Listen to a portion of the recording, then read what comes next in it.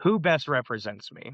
Is it someone who is a current politician who has continued to oversee the decay of our state, who has continued to oversee prices increase, standard of living get worse, or a working class guy who is struggling to pay bills, got into this race because he is concerned about that. He is concerned about the data centers and he wants to fight for the people of the state.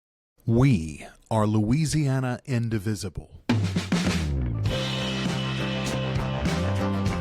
From New Orleans to North Louisiana, from Baton Rouge to the Bayou, from Shreveport to St. Bernard Parish, from Lake Charles to Lafayette to Leesville. Together, we can defend our democracy. We Are Louisiana Indivisible is highlighting people, politicians, and organizations across the state and region that understand there are no kings but king cakes in Louisiana, and that y'all will always mean all. Listen, share with your friends and neighbors, and help us work for a better tomorrow in Louisiana and beyond. Hello, and welcome back to We Are Louisiana Indivisible. I am your host, Joel Sharpton, and I know it's been a couple of weeks. I've been on the road for work, and I am excited to get back to talking about Louisiana politics, and particularly some of the great people that have decided to step up and run for office at all the various levels. People think that there's not a lot on the ballot in May. It's a strange election. Why are we having so many?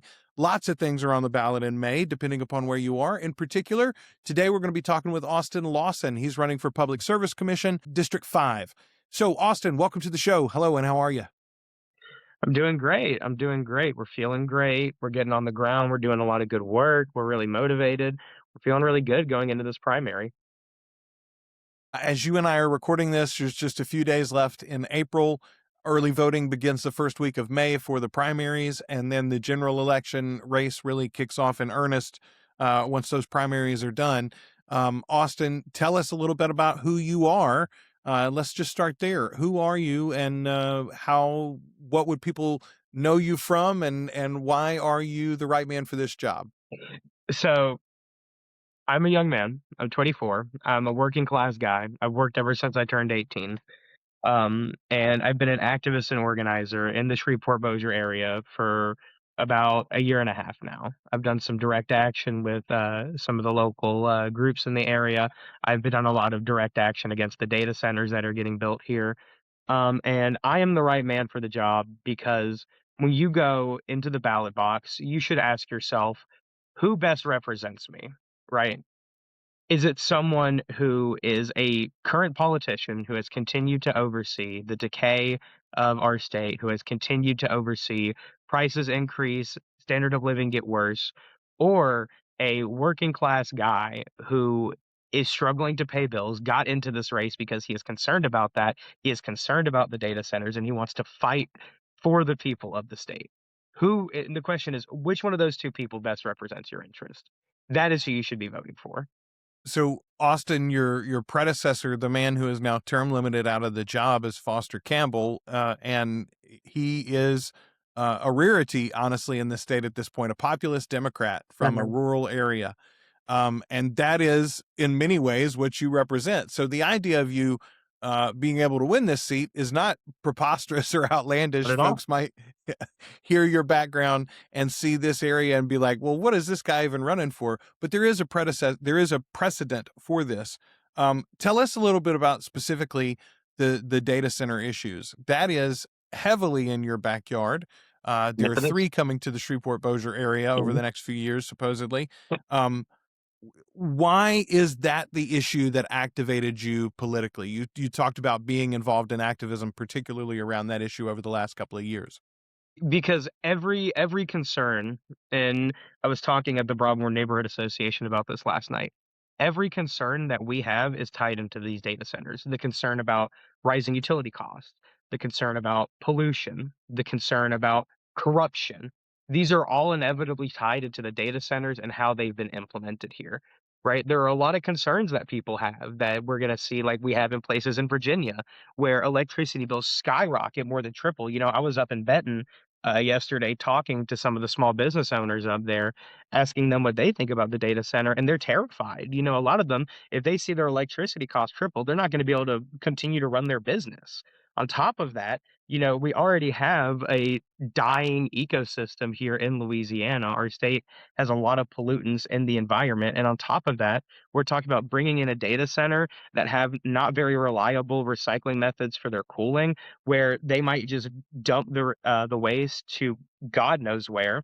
And then on top of that, we do not need to keep bringing in more and more fossil fuel and oil and gas power generation, right?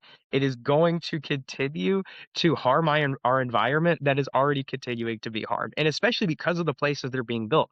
One of these is being built is near Benton. Benton has a lot of farmers. They have a lot of wildlife there. What's gonna happen if they start getting sick because there's so much smog being pumped into the air from these oil and gas generators? So there are a lot of very valid concerns that people in the community have that, unfortunately, our politicians and even some of the people in this race against me are not taking seriously and are actively voting in favor of. Austin, you make a great case, and very very specifically, I was looking at the two candidates that are running in the Republican primary specifically. One heavily involved in industry interests Mhm. personally, and the other literally says in a quote on why he decided to get into the race, and he's even younger than yourself. He says, "Grandpa and Dad own a company that's regulated by this commission," and I just thought, okay, boy, that is not, I think, the reason to get I into mean, points for honesty, I guess, politics. right? I'll give them that. I mean, yeah, you give him points for honesty. That's a very good point, Austin. You gotta we gotta you know what? We gotta give folks some benefit of the doubt and the credit where it's due. You're right on that. You're right on that. Um, so Austin, let's do talk a little bit about your youth for a second, though. Help assuage concerns, because I know, especially a lot of people in this district are significantly your senior as a voter, and Mhm. they're thinking, what does this 24-year-old kid know about the Public Service Commission? How are you going to have the experience and the wherewithal to make these decisions? How are you not going to be influenced by various industry groups coming in and telling you what it ought to be and how it ought to be? Assuage our fears a little bit on the youth concern. Easily, right? So typically, the youth concern is a proxy, right? People do not really care that much about your age. Your age is a signifier, though, for your experience in a lot of people's eyes. And if that is the concern that people have, they could be long assuaged. I've spoken with Foster Campbell. I've gotten a lot of great advice from him. I've been in constant talks with his chief of staff, Joe Shine, to make sure that when I get on that board, I know what I'm doing. I know I can pass policy. The Public Service Commission live streams all of their meetings. I watch all of them. I've read through all of the bylaws. I wanted to make sure that the moment I chose this seat to run for, that I knew what I was doing. You and me could have a discussion about the bylaws right now, and there's probably parts of it I could just cite from memory without even having to read the book because I've read over it like 3 times, because I want to ensure that people know that I know what I'm talking about when I'm going into this race. In terms of making sure I'm not influenced by corporate interests, I mean, it's simple. It's you don't take their money. You do not take their money, right? At the end of the day, my primary opponent, James Green, had this interesting answer when asked by, I believe, the Shreveport Bossier Advocate, if he would be taking um, corporate money from regulated industries whenever he's running in this race. And he said, yes, as long as there's no strings attached, right? And at that Broadmoor Association meeting I was talking about, I pointed out the fact that that is nonsense. There is always strings attached. Even if you do not feel like there is when you take that money, there's always a catch. What's going to happen when you're running for reelection and you need their money and you're strapped for cash? You're like, oh, well, I need money. Let me make sure I don't piss these guys off so they'll give me money whenever I, go for reelection. So I've done a lot of research on the position. I could tell you the ins and outs of it pretty easily. I've talked to multiple of the people on the commission already and gotten their advice for when I'm on it. And then I'm not taking any corporate money. I've taken a hard stance against that. I was the first person in the race to take a stance against it. And I hope that my organizing and activism background can show where my loyalties really lie. There you go. You're letting your resume speak for yourself. I listen. I Austin knew some of the answer to that question, but I knew that it is a question for people, especially and we say one thing and then we do another often in the voting booth. We say we want young people involved in elected office. We say we want less septuagenarians running for office, and yet when somebody like you steps up, often that is the charge against them. I think you're right. It is a question of experience, and you've laid out one of the ways that you're closing that gap already. Um, let's get a little bit serious here for a second. Austin, one of the things that has happened recently in your backyard, and this isn't really something that the Public Service Commission can address, but it is something that concerns all of us, and it is something that I think any elected official should be discussing, um, especially publicly. Let's talk about the shooting that happened just last week as you and I are recording this in Shreveport. I believe 8 people, the last I heard, were dead, but a massive shooting stemming from a domestic disturbance. There have already been some arrests made involved, or at least investigations into, and I think arrests are going to be made about the chain of ownership of the gun responsible, which is good. That's good that the justice system is working. And yet a lot of lives lost already in one senseless action. I'm going to give you a chance here again, and this isn't something that your office directly addresses, but I'm going to give you, just as a person and a public candidate, a chance to reflect on how you're feeling about that, and what do we do as a society and as a state moving forward to alleviate tragedies like this. So we can get into the topic of gun regulation, which does not cover my race. We can get into the topic of mental health, which also doesn't cover my race. And those are important conversations to get to, but it's also important to just address this on a human level, right? This was an absolute tragedy, and I have nothing but sorrow in my heart for for the victims and the people affected by what happened. We were actually at Pride in the Park whenever it happened, not whenever it happened, but whenever I learned about it. And you could definitely tell, like, it was on a lot of people's minds. It really the mood was very much brought down. It was a very sad tragedy that happened in our community. When I went to work that night, a lot of people were talking about it, a lot of people were upset. You know, people were watching it on the news as I was there at work. It was a specter that hung over everything, and it truly is a saddening thing that has happened in our community. But I will say, though, the reaction in terms of how the community has acted has been beautiful, right? You have had people come together in this time. You have had people meet with the families of the family of the victims and comfort them and help donate to them and help support them. Um, it's sad, but it's also kind of bittersweet that it's always these tragedies that rock our community to the core, that shock the conscious of people, that ends up being what brings our community together at the end of the day. I I often think, Austin, that in tragic moments we are reminded, as divided as Louisiana feels on a regular basis for those of us living here, there is still more that unites us than divides us, and moments like this can, in fact, and often do, show us that. That you're right. Bittersweet is almost the exact word for it. Um, Austin, let's talk a little bit about the the just the nuts and bolts of running a campaign. You're a first time candidate for office. You're a young man. You're not connected directly to the political establishment, although you've already mentioned you have been plugged in and trying to learn where you can. What is it like stepping out there and saying, yes, I'm going to run. I'm going to run for office, and how have you sort of put the pieces together for fundraising and establishing your outreach and your broadcasting your message? So to start off by answering that question, as you could probably guess, running a campaign as a first timer with not a lot of money, it was very stressful. It was very hard to understand, like at the beginning, exactly what our plan was going to be. We had to like change some things as we were going.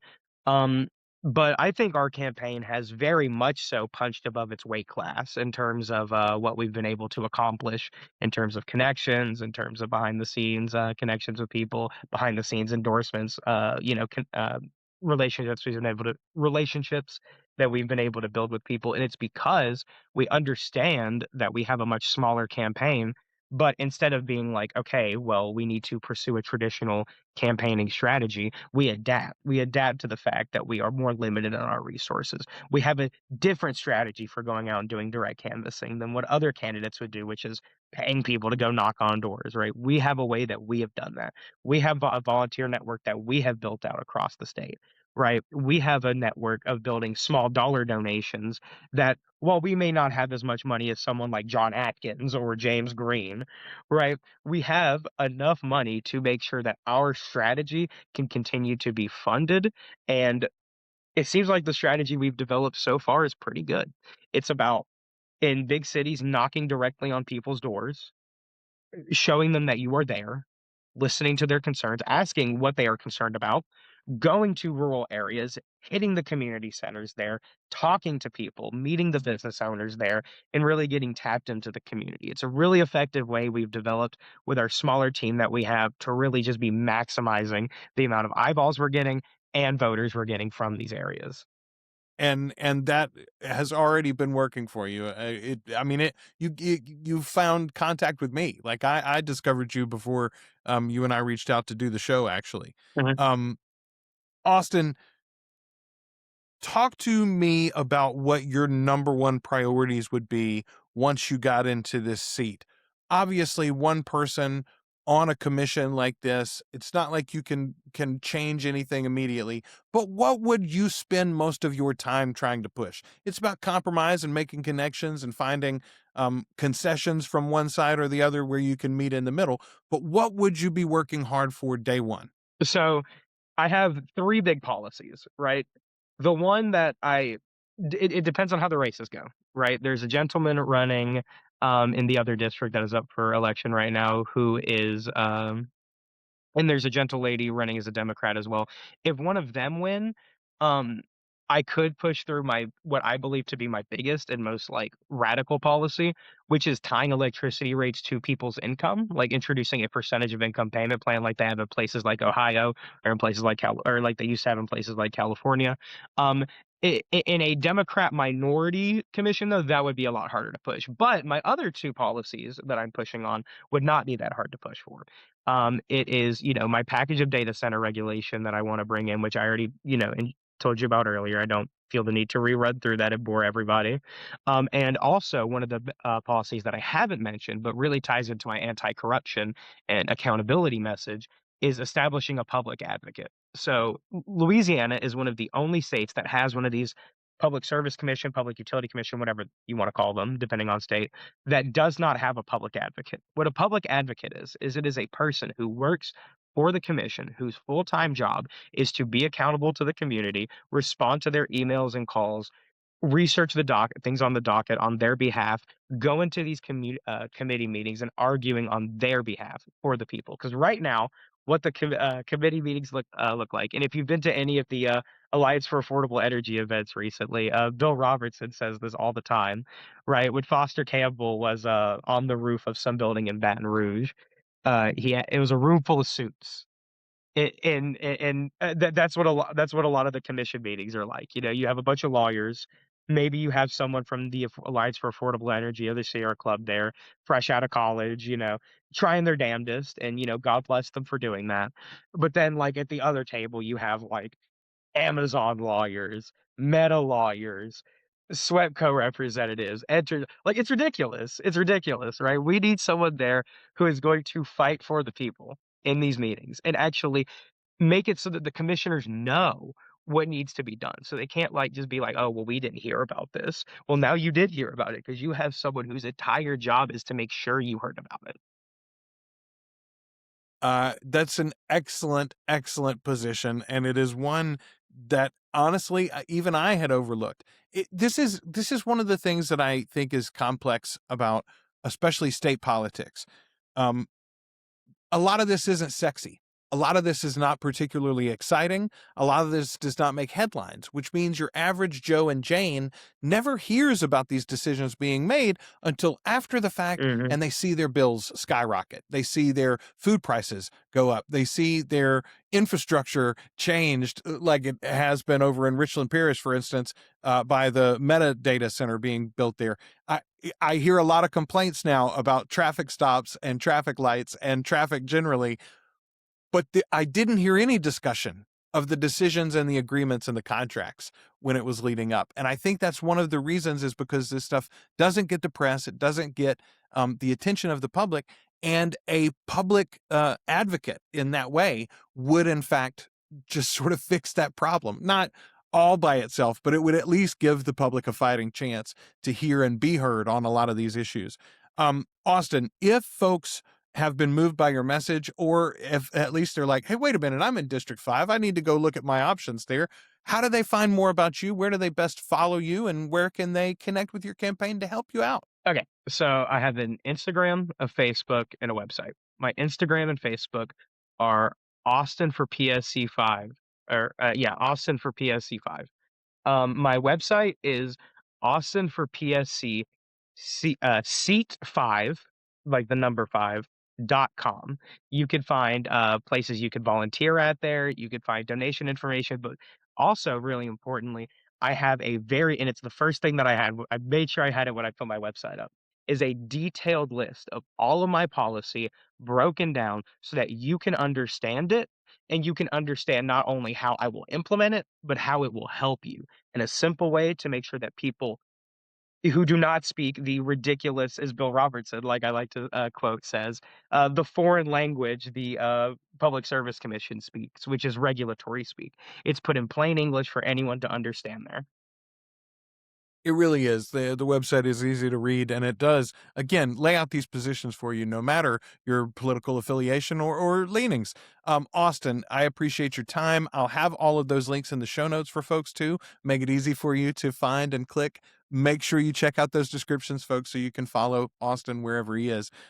What is next for you as far as campaign events? We've got some dates coming up. Again, let's talk through the early voting dates and the primary election itself. Is Give me those dates if you have them, Austin. Okay, so first things first, before I say any of that, I'm sure a lot of people here are aware because this is an indivisible podcast, but a bunch of people will purge from the voter rolls. Go on your Go Vote app, click the little person and the little person button in the top right corner, and make sure that you are still registered. Because a lot of people, especially a lot of younger people and a lot of older people, were purged off the voter rolls. So first, do that. Second, um, your primary date to go vote for me, it's going to be the same day you go and you vote for who's going to run against Mike Johnson and who's going to run against whoever the Republican Senate candidate is going to be. I have no idea at this point, right?